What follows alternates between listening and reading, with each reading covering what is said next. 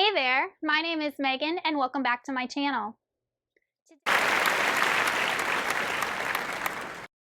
Today I'm going to be doing a spoiler-free review for The Guest List by Lucy Foley. But before we go ahead and get on into the review, if you are not already subscribed to my channel, please go ahead and hit that subscribe button as well as the little bell icon so you can be notified every time I post new bookish content. I post new videos every Monday, Wednesday, Saturday, and sometimes other days throughout the week. Also, don't forget to check down in the description box for links to all of my social media, my Buddy Read Discord, and my Patreon, where you can be entered into winning book giveaways. On an island off of the coast of Ireland, guests gather to celebrate two people joining their lives together as one. The groom, handsome and charming, a rising television star. The bride, smart and ambitious, a magazine publisher. It's a wedding for a magazine, or for a celebrity. The designer dress, the remote location, the luxe party favors, the boutique whiskey.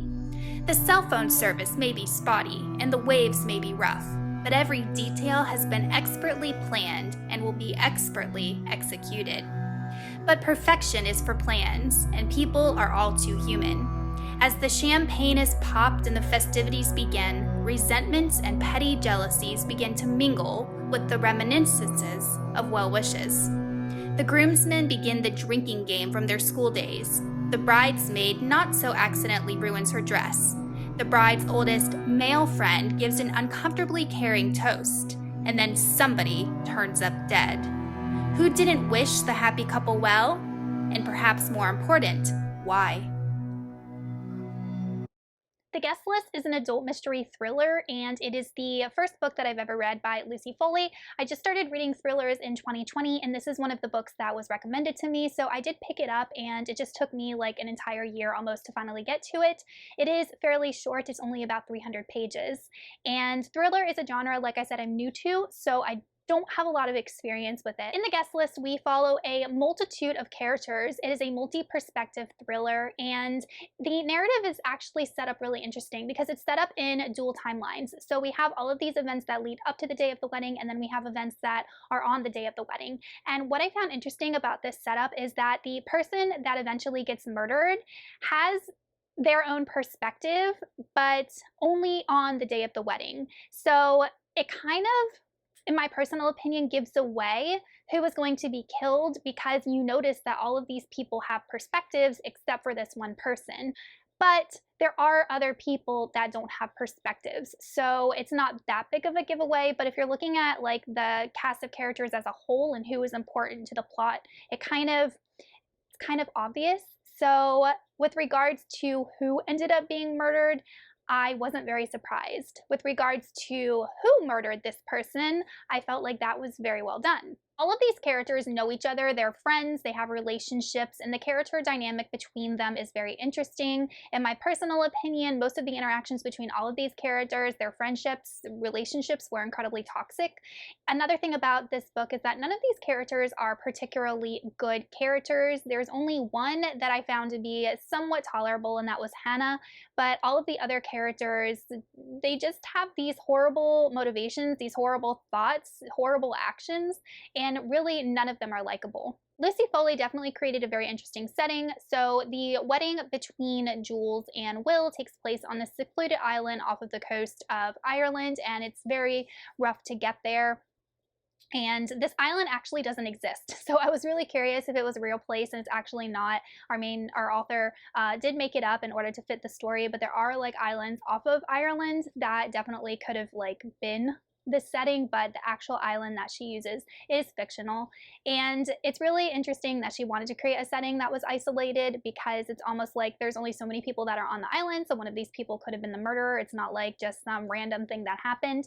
And also isolated settings really lend itself to more suspense because if something goes wrong and the characters need help, there is no one around to help. I loved the atmosphere of this book. The author did an awesome job creating a very creepy, isolated atmosphere on this island. Like, this island has these peat bogs that can like suck you under. This island also has a graveyard. This island has caves that the people can go into. Some of our characters go into these dark caves. The island's power is kind of erratic, so power can just go off at any time and leave everybody in the dark. It talks about the ocean and just how rough it is. So the atmosphere that our author created was very well done and perfect for this type of book. I also really enjoyed how the different stories between the characters were woven together. So as traditional thrillers go, there are reveals given over time. So as the plot progresses in this book, there are reveals given about how the different character stories are interwoven.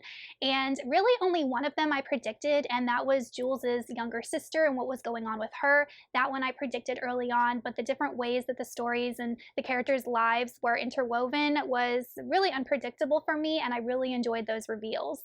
I also felt like the reveal at the end, the whodunit, was very well done. I couldn't figure out who the murderer was, and I felt like the person chosen to be the murderer had a really good motivation, and it was executed very well. Another thing I liked was the fact that this book was really fast-paced. So I found personally that with thrillers, I really don't want to put them down, and the fact that the books are usually fairly short compared to like dense fantasy, which I read, kind of lends itself to me not wanting to put the book down. Also, these chapters are super short, so it's like, okay, I can read a 3-page chapter and oh, there's another 3-page chapter, so I can read that.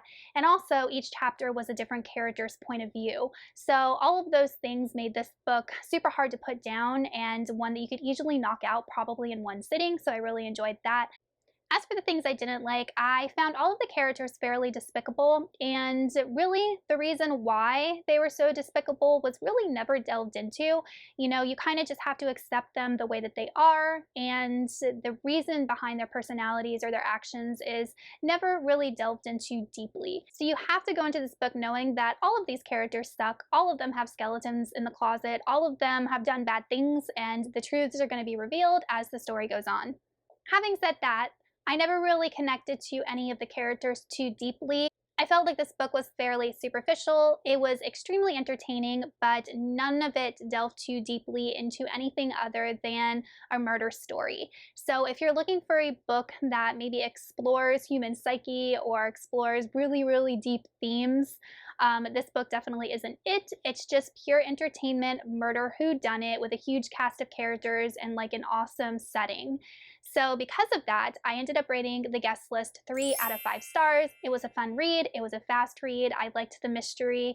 The way that the characters' lives were woven together was really interesting. The setting was awesome, but it's just a book that I find I'm not going to think about for a long time because there was really nothing about it that gripped me. So it's definitely not a book that I'm going to, recall in 2 years as, oh my gosh, that book really changed my life, or that book really stood out to me. It was just a fun, entertaining time.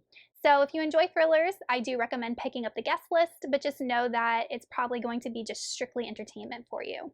All right, you guys, so that is it for my review of The Guest List by Lucy Foley. Let me know in the comments if you've read this and what you thought of it, or if you have any thriller recommendations because it is a genre that I want to read more of, and I will see y'all soon in another video. Goodbye.